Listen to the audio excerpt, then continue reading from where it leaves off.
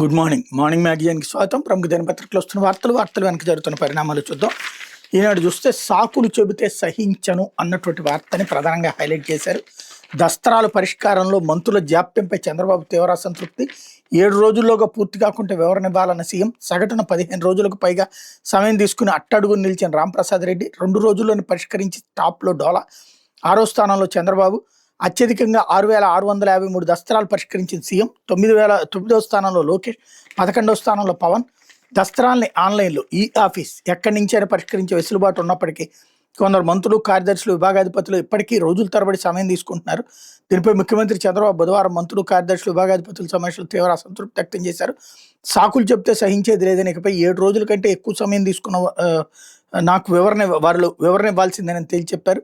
ఏ office files disposable నివేదికను IT శాఖ కార్యదర్శి కాటంనేని భాస్కర్ సమావేశంలో వివరించారు. దాని ప్రకారం 24 జూలై 15 నుంచి 25 డిసెంబర్ 9 వరకు 16 నెలలు 24 రోజుల వ్యవధిలో దస్త్రాల పరిష్కారంలో రవాణా శాఖ మంత్రి మండిపల్లి రాంప్రసాద్ రెడ్డి అట్టడుగున ఉన్నారు. ఆయన సగటున 15 రోజుల 19 గంటల 53 నిమిషాల సమయం తీసుకుని 25వ స్థానంలో ఇచ్చారు. ఎక్సైజ్ గనుల శాఖ మంత్రి కొల్లు రవీంద్ర 24వ స్థానంలో, ఆర్థిక మంత్రి పయ్యావుల కేసు 23వ స్థానంలో ఉన్నారన్నటువంటిది హైలైట్ చేశారు. లేకపోతే వివేక హత్య కేసులో పాక్షికంగా తదుపరి దర్యాప్తునికి అనుమతి.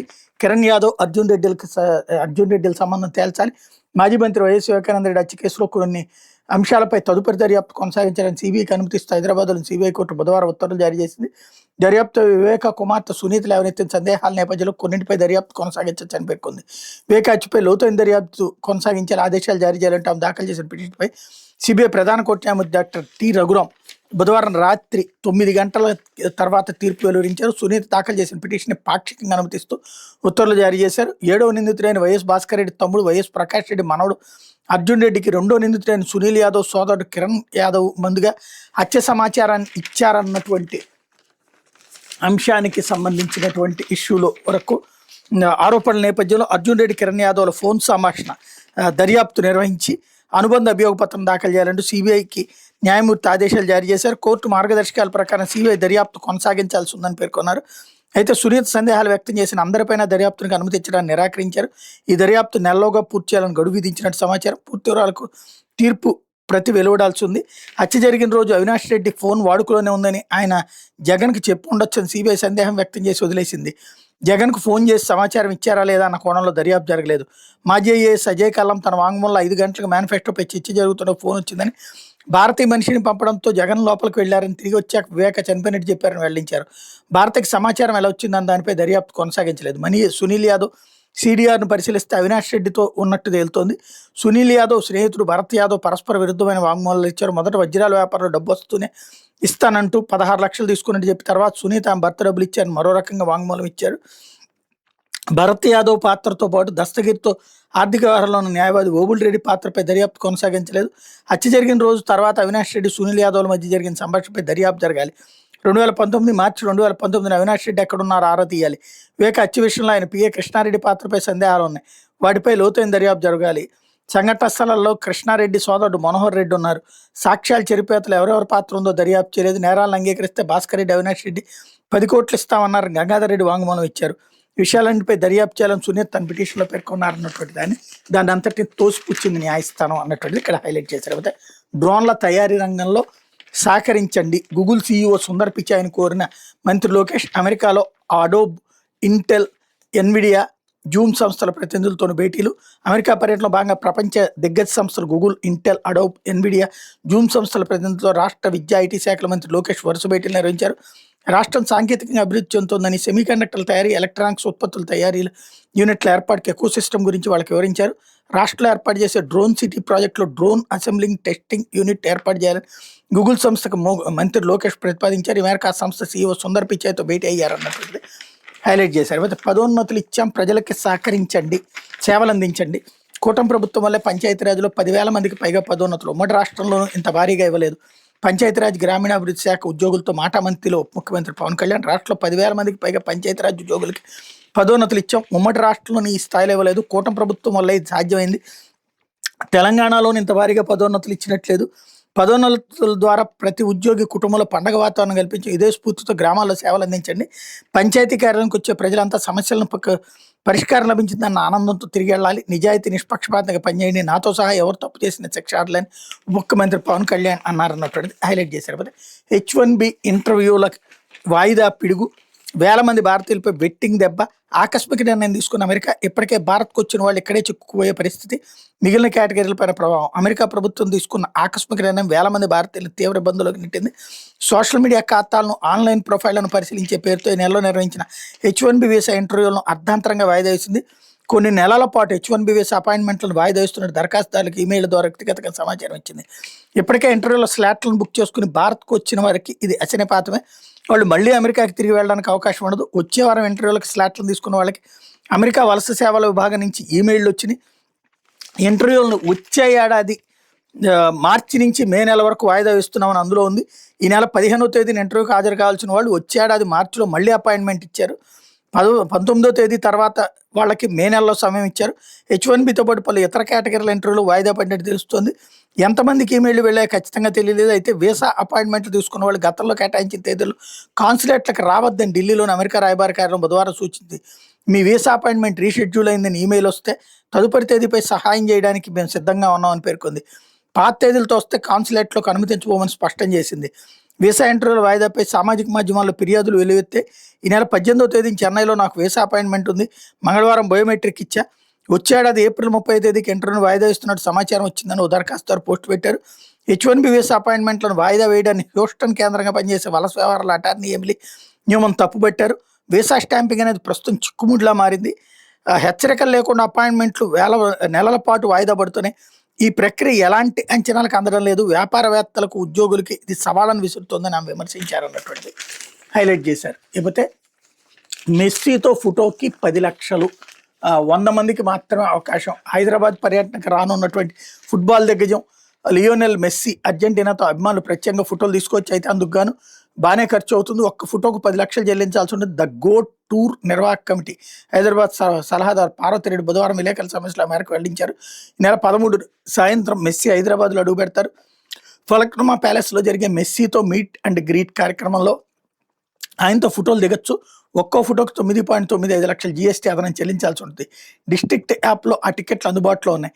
100 మందికి మాత్రం ఫోటోలు తీసుకునే అవకాశం ఉందంటూ వెల్లడించారన్నటువంటిది హైలైట్ చేశారు. ఇంతకీ పాపం రేవంత్ రెడ్డి గారు అతనికి డబ్బులు సంపాదించి పెట్టడానికి ఇక్కడికి పిలుచుకురావడం ఏంటి అనేది అర్థం కాదనమాట. అయితే సాక్షి వచ్చేటప్పటికి కోటి గళాల గర్జన అన్నటువంటిది హైలైట్ చేసి, ప్రభుత్వ మెడికల్ కాలేజీల ప్రైవేటీకరణ నిరసిస్తూ కోటి సంతకాలతో ర్యాలీలు, నియోజకవర్గాల నుంచి జిల్లా కేంద్రాలకు సంతకాల బాక్సులు తరలింపు, ఆ వాహనాలకు జెండా ఊపి ర్యాలీలను ప్రారంభించిన వైఎస్ఆర్సీపీ ప్రజాప్రతినిధులు, నేతలు. ప్రభుత్వ మెడికల్ కాలేజీల ప్రైవేటీకరణ బాబు సర్కార్ ఉపసంహరించుకోవాలని నినదించిన విద్యార్థులు, యువత, మేధావులు. 18న గవర్నర్తో వైఎస్ జగన్ భేటీ, కోటి సంతకాలను గవర్నర్కి అందజేయనున్న వైఎస్ జగన్. ప్రైవేట్ మెడికల్ కాలేజీల ప్రైవేటీకరణ అడ్డుకోండి అంటూ కేంద్ర ఆర్థిక శాఖ మంత్రి నిర్మలా సీతారామన్కి వైఎస్ఆర్సీపీ ఎంపీల విజ్ఞప్తి. ఇదే అంశంపై కేంద్రం వైద్య శాఖ మంత్రి జేపీ నడ్డా కూడా వైఎస్ఆర్సీపీ లేఖ అన్నటువంటిది హైలైట్ చేశారు. కొత్త సంవత్సరంలో కానుక మళ్ళీ 15,651.93 కోట్లు కరెంటు ఛార్జీల వడ్డన. వచ్చేడాది ఏప్రిల్ 1 నుంచి అమల్లో కొత్త ఛార్జీలు. ఇప్పటికే ప్రజలపై 17,349 కోట్ల మేర ఛార్జీల భారం. కొత్త ఛార్జీలపై ఏపీఈఆర్సీ వద్ద నివేదిక. ఏపీ ఎస్పీడీసీఎల్లో 7,733 కోట్ల వడ్డన. ఏపీ సిపిడిసిఎల్ పరిధిలో 3,465 కోట్ల పెంపు. ఏపీ ఈపీడీసీఎల్ ద్వారా 4,452 కోట్ల భారం. ఏపీఈఆర్సీ వద్ద డిస్కమ్ల ప్రతిపాదనలు సాయంత్రానికి వెబ్సైట్ నుంచి మాయం. సోలార్ ప్యానెళ్ల తయారీ పరిశ్రమలకు కొత్త టారిఫ్. జనవరి 20, 22, 23, 27 తేదీలో బహిరంగ విచారణ. తిరుపతి, విజయవాడ, కర్నూలులో అభిప్రాయ సేకరణ, ఆపై విద్యుత్ నియంత్రణ మండలి నిర్ణయం అన్నటువంటిది హైలైట్ చేశారు. ఇకపోతే అమరావతి బిల్లు వెనక్కి అంటూ ఇది సంచలనాత్మకమైనటువంటి అంశం. రాజధానిగా గుర్తించాలన్న రాష్ట్ర బిల్లుని తిప్పి పంపిన కేంద్రం. 2014 నుంచి రాజధానిగా గుర్తిస్తూ ఉమ్మడి రాజధాని సమస్య, 2024 నుంచి అయితే అప్పటిదాకా కేంద్రం ఇచ్చిన నిధులతో సమస్య. సహేతుకమైన సూచనలతో మళ్లీ రావాలంటూ సూచన. ప్రస్తుతం న్యాయపరమైన చిక్కుల్లో అమరావతి. నోటిఫికేషన్ ఫైల్ వెనక్కి రావడంతో సీఎం చంద్రబాబుకి షాక్. న్యాయపరమైన చిక్కులను తొలగించకపోయిన పనులు ప్రభుత్వం. ఈ సమస్య పరిష్కారం నిపుణుల సలహా కోరిన బాబు అంటూ సంచలనాత్మకమైన వార్త ఇచ్చింది ఈనాడు, జ్యోతి. ఇది టచ్ చేయలేదు. అమరావతిని ఏపీ రాజధానికి గుర్తించడానికి ఇబ్బందులు ఎదురయ్యాయా, కేంద్రం ఏదైనా మెలిక పెడుతోందా, నిధుల ప్రశ్న తలెత్తోందా? వీటన్నిటికీ రాజకీయ విశ్లేషకులు అవును అని సమాధానం ఇస్తున్నారు. ఇంకో మాటలో చెప్పాలంటే సీఎం చంద్రబాబు కేంద్రం బిగ్ షాక్ ఇచ్చిందంటున్నారు. ఇందుకు సంబంధించిన వివరాల్లోకి వెళ్తే 2014 నుంచి ఏపీ రాజధానికి అమరావతిని గుర్తించాలని రాష్ట్ర ప్రభుత్వం పంపిన సిఫార్సులు కేంద్రం వెనక్కి పంపినట్టు విశ్వసనీయ వర్గాల సమాచారం. 2014 నుంచి అమరావతి రాజధానిగా గుర్తిస్తే చట్టపరమైన సమస్యలు వస్తాయని కేంద్రం పేర్కొంటూ తెలుస్తోంది. 2024ను పరిగణలోకి తీసుకుంటే నిధులు ఖర్చు చేసిన విషయంపై న్యాయపరమైన చిక్కులు తలెత్తే అవకాశం ఉందని చెప్పినట్టు తెలిసింది. ఈ క్రమంలో సహేతుకమైన సూచనలతో మరోసారి నోటిఫికేషన్ రావాలని కేంద్రం ఏపీ పంపిన నోటిఫికేషన్కు వెనక్కి పంపిందని అధికార వర్గాల ద్వారా తెలుస్తోంది. నోటిఫికేషన్ ఫైల్ వెనక్కి రావడంతో న్యాయపరమైన చిక్కులను తొలగించుకునే పనిలో ప్రభుత్వం ఉన్న ఢిల్లీ వర్గాల సమాచారం. రాష్ట్ర ప్రభుత్వం పరిస్థితి ఇప్పుడు ముందు నుంచి వెనక్కిపోయి అన్నట్టు మారింది. రాజధాని బిల్లుపై కేంద్ర రాష్ట్ర ప్రభుత్వానికి పలు ప్రశ్నలు సంధించినట్టు తెలుస్తోంది. అమరావతికి చట్టబద్ధత కల్పిస్తూ రాష్ట్ర ప్రభుత్వం కేంద్రానికి సిఫార్సులు పంపింది. రాష్ట్రం ఏర్పడిన నాటి నుంచి అమరావతిని రాజధాని గుర్తించాలని చంద్రబాబు సర్కార్ కేంద్రాన్ని కోరింది. 10 ఏళ్ల పాటు ఏపీ తెలంగాణకు హైదరాబాద్ రాజధానికి ఉంది కదా, ఇటువంటి సమయంలో అప్పటి నుంచి ఎలా నోటిఫై చేస్తానని బాబు ప్రభుత్వాన్ని కేంద్రం ప్రశ్నించిన సమాచారం. ఆంధ్రప్రదేశ్ పునర్వ్యవస్థీకరణ చట్టం 2014 ఈ అంశాన్ని పొందుపరిచిన విషయాన్ని కేంద్రం గుర్తు చేసినట్టు తెలిసింది. ఈ నేపథ్యంలో ఇది సాధ్యం కాదని రాష్ట్ర ప్రభుత్వానికి కేంద్రం తేల్చి చెప్పినట్టుగా సమాచారం.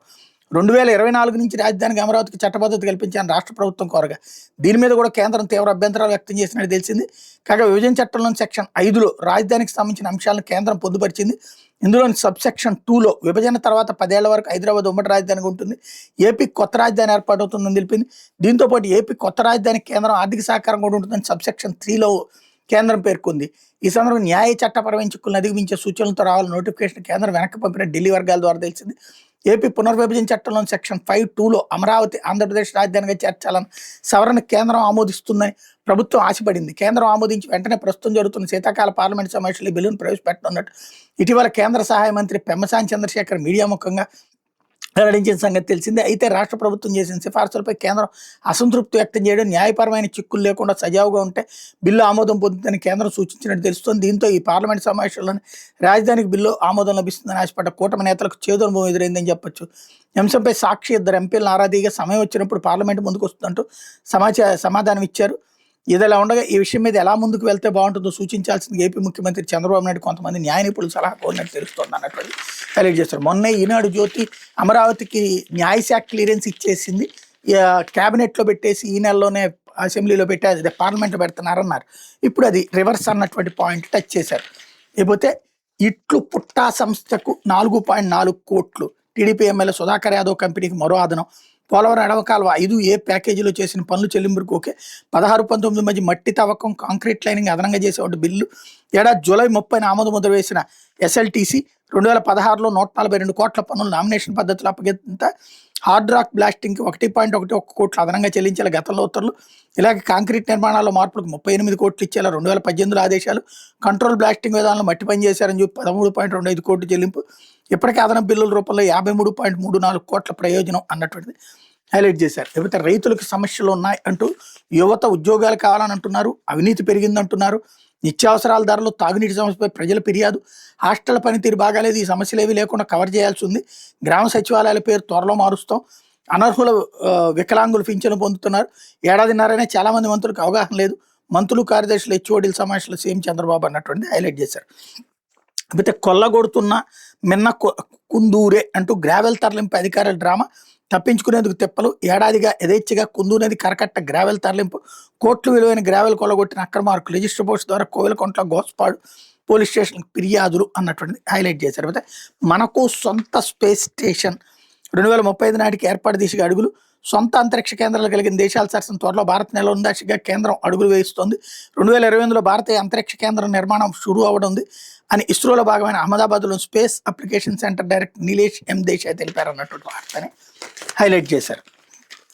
లేకపోతే ఆంధ్రజ్యోతి పరుగు తీయాలి అంటూ మంత్రులు, కార్యదర్శులు, హెచ్ఓడీలకు సీఎం ఆదేశం. ఆయా శాఖల పనితీరుపై సుదీర్ఘ సమీక్ష, ప్రోగ్రెస్ రిపోర్ట్, సంతృప్తి శాతాలతో ప్రజెంటేషన్, నిర్దిష్ట లక్ష్యాలు విధిస్తూ ఆదేశాలు.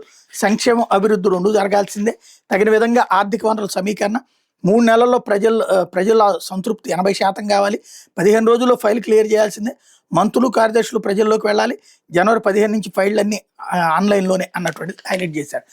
లేకపోతే వివేక హత్య కేసులో మరింత దర్యాప్తును ఇక్కడ కూడా టచ్ చేశారు. పట్టు కాదు పాలిస్టర్ అంటూ టీటీడీలో వెలుగు చూసిన మరో స్కామ్. శ్రీవారిని దర్శించే ప్రముఖులు భక్తులకి కప్పే పట్టు వస్త్రాల కొనుగోళ్లలో కక్కుర్తి. ధర్మవరం మైసూర్ ల్యాబుల్లో నిర్ధారణ. రూ. 350 విలువైంది రూ. 1389 కొనుగోలు. నగరి వీఆర్ఎస్ ఎక్స్పోర్టించే వేలాదిగా. ఏసీబీ విచారణకు టీటీడీ లేఖ అన్నటువంటిది హైలైట్ చేశారు. అయితే కల్తీ నెయ్యిపై పోలీసులకి ఫిర్యాదు చేయలేదేం, టీటీడీ చైర్మన్కి ఇచ్చిన సమాచారం ఈవోకి ఎందుకు ఇవ్వలేదు, తెలిసి ఎందుకు అనుమతించారు, మైసూరు సిఎఫ్టిఆర్ఐ రిపోర్ట్ను ఎందుకు తొక్కిపెట్టారు, డైరీలకు సహకరించకపోతే 3.5 లక్షలు ఎందుకు తీసుకున్నారు, సుబ్రహ్మణ్యంపై సిట్ ప్రశ్నల వర్షం, ఆ 12 మందిపై ప్రాసిక్యూషన్, టీటీడీ ఈవో అనుమతి కోరుతూ సిట్ లేఖ అన్నటువంటిది హైలైట్ చేశారు. అయితే ప్రాయోజిత సంక్షోభం అంటూ ఇండిగో విమానాల రద్దు ఉద్దేశపూర్వకమే కావచ్చు, పరిష్కారం కోసం అన్ని కోణాలు పరిశీలిస్తున్నాం, అవసరమైతే ఇండిగో సీఈఓను తొలగిస్తాం, జరిమానాలు అత్యంత కఠిన చర్యలు ఉంటాయి, వారం రోజులుగా సరిగా నిద్ర కూడా పోలేదు, పౌర విమానయాన శాఖ మంత్రి రామ్మోహన్ నాయుడు బుధవారం 250కి పైగా ఇండిగో సర్వీసులు రద్దు అన్నటువంటిది హైలైట్ చేశారు. లేకపోతే పరకామణిలో చోరీపై చట్టపరంగా చర్యలు, సిఐడి ఏసీబీకి హైకోర్టు ఆదేశం, డీజీలు ప్రస్తుత దర్యాప్తును కొనసాగించాలి, ఆ వివరాలను పరస్పరం పంచుకోవాలి, ఐటీ ఈడీలకు సమాచారం ఇవ్వాలి, Satish Kumar post mortem certificate 3 రోజుల్లో సీల్డ్ కవర్లు అందించండి, సిఐడికి న్యాయమూర్తి నిర్దేశం అన్నటువంటిది హైలైట్ చేశారు. లేకపోతే స్క్రబ్ టైఫస్కి డ్రగ్ రెసిస్టెన్స్ గండం, చికిత్సలో బలహీనంగా మారుతున్న డాక్సిసైక్లిన్, అందుకే మరణాలు సంభవిస్తున్నాయనే ఆందోళన, జినోమ్ సీక్వెన్సింగ్ పరీక్షలపైన ఆశలు, రక్త నమూనాలు ఎయిమ్స్ పూణే వెల్లూరుకి, భయపడినట్టే జరుగుతుంది. రాష్ట్రంలో కలకల రేపుతున్న స్క్రబ్ టైఫస్ కేసుల విషయంలో ఔషధ నిరోధకత ప్రభావం చూపుతుంది. ప్రస్తుతం రాష్ట్రంలో నమోదవుతున్నట్టు స్క్రబ్ టైఫస్ మరణాలకు ఔషధ నిరోధత కారణమని వైద్య వర్గాలు అనుమానిస్తున్నాయి. స్క్రబ్ టైఫస్ చికిత్సకు వినియోగించే ప్రధాన యాంటీబయాటిక్ మందు డాక్సిసైక్లిన్ అయితే ప్రస్తుతం ఈ ఔషధం స్క్రబ్ టైఫస్పై ఏమాత్రం ప్రభావం చూడబోతుంది. గతేడాది వేల సంఖ్యలో స్క్రబ్ టైఫస్ కేసులు నమోదైన మరణాలు అత్యల్పంగానే ఉన్నాయి. ఏడాది కేసుల సంఖ్య తక్కువగా మరణాల సంఖ్య పెరిగింది అన్నటువంటిది హైలైట్ చేశారు. లేకపోతే సాగు పరికరాల బ్యాంక్ అంటూ రైతుల కోసం ఏర్పాటు చేయాలని నిర్ణయం, పరికరాల సమాచారానికి వెబ్సైట్, వరికి ప్రత్యామ్నాయంగా చిరుధాన్యాల సాగు, పంట ఉత్పత్తులకు అంతర్జాతీయ మార్కెట్ కల్పించాలి, పత్తి కొనుగోలుపై కేంద్రానికి లేఖ రాయాలి, పంట కొనుగోలుపై సమీక్షలో సీఎం దిశానిర్దేశం అన్నటువంటిది హైలైట్ చేశారు. అట్లాగే వృద్ధులో ఏపీ రై అంటూ 2వ త్రైమాసికంలో 11.28% నమోదు. ప్రస్తుత ఆర్థిక సంవత్సరం 2వ త్రైమాసికంలో ఆంధ్రప్రదేశ్ వృద్ధి రేటు దూసుకుపోతుంది, జాతీయ వృద్ధి రేటు దాటేసి చాలా ముందంజలో ఉంది. 2వ త్రైమాసికంలో వ్యవసాయ అనుబంధ రంగాలు 10.7%, పారిశ్రామిక రంగంలో 12.2%, సేవా రంగంలో 11.3% వృద్ధి రేటు నమోదైంది. గత ఏడాది Q2లో జిఎస్డిపి 10.17% నమోదుగా ఏడాది 11.28% పెరిగింది అన్నటువంటిది హైలైట్ చేశారు. ఇది దినపత్రికలో వచ్చిన వార్తలు వెనక్కి జరుగుతున్న పరిణామాలు.